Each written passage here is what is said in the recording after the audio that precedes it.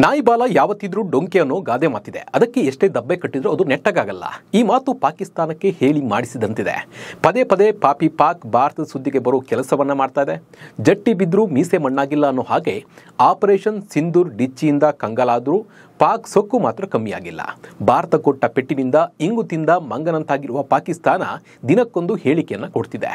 ಭಾರತದ ವಿರುದ್ಧ ಮತ್ತೆ ವಿಷ ಕಾರಿರುವ ಪಾಕಿಸ್ತಾನಿ ಸೇನಾ ಮುಖ್ಯಸ್ಥ ಕಾಶ್ಮೀರದ ವಿಚಾರವಾಗಿ ನಾಲಿಗೆಯನ್ನು ಹರಿಬಿಟ್ಟಿದ್ದಾನೆ. ಇತ್ತೀಚೆಗೆ ಅಮೆರಿಕದಲ್ಲಿ ಹೋಗಿ ಭಾರತದ ವಿರುದ್ಧ ಮಾತನಾಡಿದ್ದ ಮುನೀರ್ ಈಗ ಮತ್ತೆ ಕಾಶ್ಮೀರದ ವಿಚಾರವಾಗಿ ಖ್ಯಾತಿಯನ್ನು ತೆಗೆದಿದ್ದಾರೆ. ಹಾಗಿದ್ರೆ ಪಾಕ್ ಸೇನಾ ಮುಖ್ಯಸ್ಥ ಏನು ಹೇಳಿದ್ದಾನೆ, ಭಯೋತ್ಪಾದನೆಗೆ ಹೇಗೆಲ್ಲ ಬೆಂಬಲ ಕೊಟ್ಟಿದ್ದಾನೆ ಎನ್ನುವುದನ್ನು ನಿಮಗೆ ತಿಳಿಸಿಕೊಡುವ ಕೆಲಸವನ್ನು ಮಾಡ್ತೀನಿ.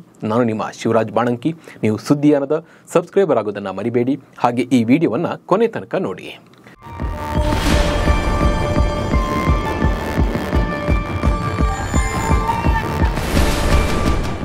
ತಿನ್ನೋಕೆ ಅನ್ನ ಇಲ್ಲದೆ ಪರದಾಡ್ತಿರುವ ಪಾಕಿಸ್ತಾನ ಬಡಾಯಿ ಕೊಚ್ಚಿಕೊಳ್ಳುವುದನ್ನು ಮಾತ್ರ ನಿಲ್ಲಿಸ್ತಿಲ್ಲ. ಪಾಕಿಸ್ತಾನ ಸೇನಾ ಮುಖ್ಯಸ್ಥ ಅಸೀಂ ಮುನೀರ್ ಮತ್ತೆ ಭಾರತವನ್ನ ಕೆಣಕೋ ಕೆಲಸವನ್ನ ಮಾಡಿದ್ದಾನೆ. ಪದೇ ಪದೇ ಕಾಶ್ಮೀರ ವಿಚಾರದಲ್ಲಿ ಖ್ಯಾತಿಯನ್ನು ತೆಗಿತಾ ಇದ್ದಾನೆ. ಈ ಹಿಂದೆ ಪಾಕ್ ಮತ್ತು ಭಾರತ ರಾಷ್ಟ್ರಗಳು ಯುದ್ಧ ಮಾಡುವ ಮುನ್ನ ಮುನೀರ್ ಕಾಶ್ಮೀರವು ಪಾಕ್ನ ರಕ್ತನಾಳ ಎಂದು ಹೇಳಿ ಉಗ್ರರನ್ನ ಪ್ರಚೋದನೆ ಮಾಡಿದ್ದ. ಆಮೇಲೆ ಪಹಲ್ಗಾಮ್ ದಾಳಿ ನಡೆದಿತ್ತು.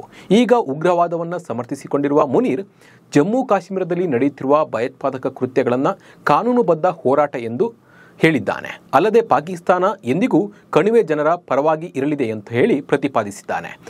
ಕರಾಚಿಯ ಪಾಕಿಸ್ತಾನ ನೌಕಾ ಅಕಾಡೆಮಿಯಲ್ಲಿ ನಡೆದ ಪಾಸಿಂಗ್ ಔಟ್ ಸಮಾರಂಭದಲ್ಲಿ ಪಾಲ್ಗೊಂಡು ಮಾತನಾಡಿದ ಮುನೀರ್, ಜಮ್ಮು ಮತ್ತು ಕಾಶ್ಮೀರದಲ್ಲಿ ಯಾವುದನ್ನು ಭಯೋತ್ಪಾದನೆ ಎಂದು ಲೇಬಲ್ ಮಾಡಲಾಗ್ತಿದೆ ಅದು ಭಯೋತ್ಪಾದನೆ ಅಲ್ಲ, ಬದಲಿಗೆ ಸ್ವತಂತ್ರಕ್ಕಾಗಿ ನಡೆಯುತ್ತಿರುವ ಕಾನೂನುಬದ್ಧ ಹೋರಾಟವಾಗಿದೆ ಅಂತ ಹೇಳ್ತಾ ಇದ್ದಾರೆ.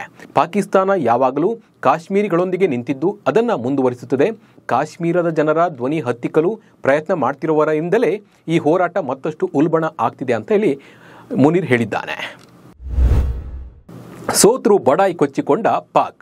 ಇದೇ ವೇಳೆ ಮಾತನಾಡಿದ ಮುನೀರ್, ಭವಿಷ್ಯದಲ್ಲಿ ಭಾರತ ನಮ್ಮ ಮೇಲೆ ದಾಳಿ ನಡೆಸಿದರೆ ಅದಕ್ಕೆ ಸೂಕ್ತವಾದ ಉತ್ತರವನ್ನು ನೀಡ್ತೀವಿ. ನಾವು ಈಗಾಗಲೇ 2 ಬಾರಿ ಭಾರತಕ್ಕೆ ಉತ್ತರವನ್ನು ನೀಡಿದ್ದೇವೆ.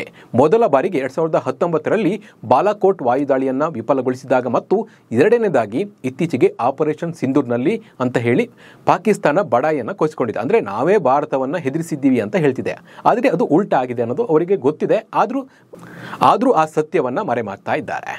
ಇನ್ನು ಭಾರತದ ದಾಳಿಗೆ ತಕ್ಕ ಪ್ರತಿದಾಳಿ ನಡೆಸುವ ಮೂಲಕ ಪಾಕಿಸ್ತಾನ ತನ್ನ ಸಾಮರ್ಥ್ಯವನ್ನು ತೋರಿಸಿದೆ ಎಂದು ಪಾಕಿಸ್ತಾನದ ವಿದೇಶಾಂಗ ಸಚಿವ ಇಶಾಕ್ ಡರ್ ಹೇಳಿದ್ದಾರೆ.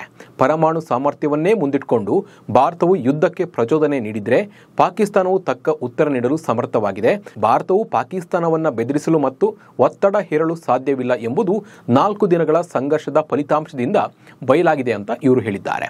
ಸಿಂಧು ಜಲ ಒಪ್ಪಂದಕ್ಕೆ ಸಂಬಂಧಿಸಿ ಪಾಕಿಸ್ತಾನ ತನ್ನ ಹಕ್ಕುಗಳನ್ನು ಭದ್ರಪಡಿಸಿಕೊಳ್ತಿದೆ. ಅಂತಾರಾಷ್ಟ್ರೀಯ ಕಾನೂನು ಮತ್ತು ಒಪ್ಪಂದಗಳನ್ನು ಭಾರತ ಉಲ್ಲಂಘನೆ ಮಾಡ್ತಿರುವುದನ್ನು ಜಗತ್ತಿಗೆ ತೋರಿಸಲು ವೇದಿಕೆಯನ್ನು ಸಿದ್ಧಪಡಿಸಲಾಗ್ತಿದೆ ಅಂತ ಅವರು ಹೇಳಿದ್ದಾರೆ. ಒಟ್ಟಿನಲ್ಲಿ ಕಾಶ್ಮೀರ ವಿಚಾರದಲ್ಲಿ ಪಾಕಿಸ್ತಾನ ಮತ್ತೆ ಖ್ಯಾತಿಯನ್ನು ತೆಗಿತಾ ಇದೆ. ಪದೇ ಪದೇ ಕಾಶ್ಮೀರ ಪಾಕಿಸ್ತಾನದ ಜೀವನಾಡಿ ಎಂದು ಹೇಳುವ ಮೂಲಕ ಭಾರತಕ್ಕೆ ಸವಾಲು ಹಾಕ್ತಿದೆ. ಈಗ ಭಯೋತ್ಪಾದನೆಯನ್ನು ಕೂಡ ಸಮರ್ಥಿಸಿಕೊಂಡಿದ್ದು ಕಾನೂನು ಹೋರಾಟ ಎನ್ನುವ ಮೂಲಕ ಉಗ್ರರಿಗೆ ಸ್ವಾತಂತ್ರ್ಯ ಹೋರಾಟಗಾರರು ಎಂಬ ಪಟ್ಟವನ್ನು ಕಟ್ಟಿದ್ದಾರೆ ಪಾಕಿಸ್ತಾನದವರು. ಕಾಶ್ಮೀರಕ್ಕಾಗಿ ಯುದ್ಧಕ್ಕೂ ರೆಡಿ ಇದ್ದೇವೆ ಎಂಬುದನ್ನು ಬಹಿರಂಗವಾಗಿ ಮುನೀರ್ ಹೇಳಿದ್ದಾನೆ. ಇತ್ತ ಜಮ್ಮು ಮತ್ತು ಕಾಶ್ಮೀರ ಹಾಗೂ ಲಡಾಖ್ ಭಾರತದ ಅವಿಭಾಜ್ಯ ಅಂಗವಾಗಿ ಉಳಿಯುತ್ತದೆ ಎಂದು ಭಾರತ ಸ್ಪಷ್ಟವಾಗಿ ಹೇಳಿದೆ.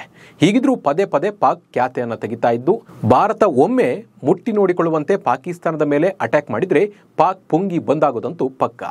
ಈ ಬಗ್ಗೆ ನಿಮ್ಮ ಅನಿಸಿಕೆ ಮತ್ತು ಅಭಿಪ್ರಾಯವನ್ನು ಕಮೆಂಟ್ ಮೂಲಕ ತಿಳಿಸಿ. ನಮಸ್ಕಾರ.